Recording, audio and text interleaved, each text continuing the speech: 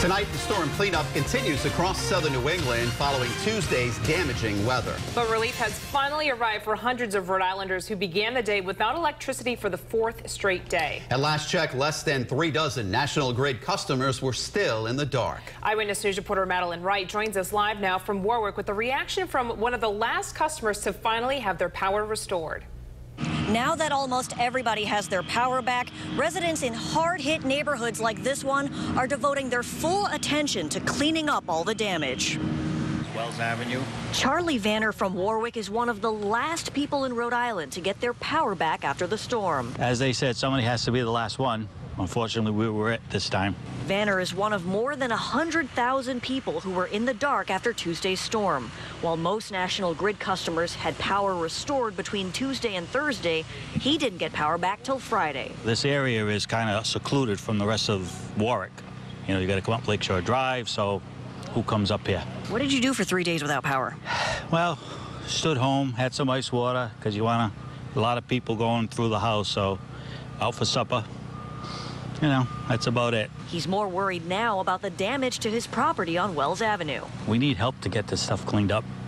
You know, this is monstrous stuff that insurance don't pay for. The storm destroyed his shed and damaged many trees in his neighborhood.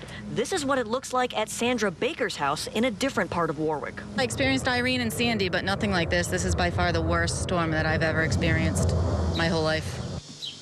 People who live here tell me it could be weeks before cleanup is done. Coming up at 6, more on the lessons people learned while living without power.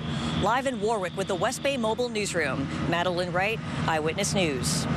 Now, our coverage of the storm cleanup continues. National Grid has restored nearly all of the power outages. Now, at last check, it was down to 32 customers without electricity. New at 6 tonight, how the people who had to wait the longest cope with the inconvenience. From the West Bay Mobile Newsroom, Eyewitness News reporter Madeline Wright is live in Warwick. This is one of the hardest hit areas of Warwick, tucked away near TF Green Airport. 3.5 days after the storm, it still looks like a war zone. Signs like these, ripped off poles, trees ripped out of the ground. But as of noon today, everyone in this neighborhood had their power back. Christina Gibson can finally turn her lights on. She lost power at her Warwick home Tuesday morning when the storm hit. She didn't get it back till Thursday evening. How do you feel now that you have her power back? Relieved. Very relieved. Gibson's 2-year-old daughter couldn't sleep well without the AC, and they couldn't cook without power, so the family had to stay with friends and relatives. She says it was an eye-opening experience. We depend on power a lot.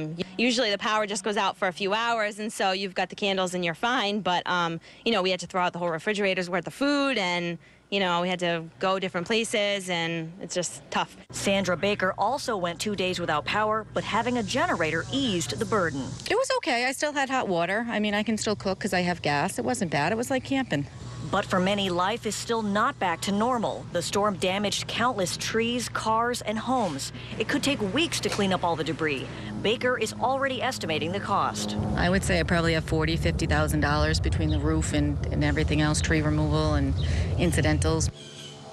Right now, the state is assessing the damage, so the governor can decide whether to file a state of emergency or to request federal aid.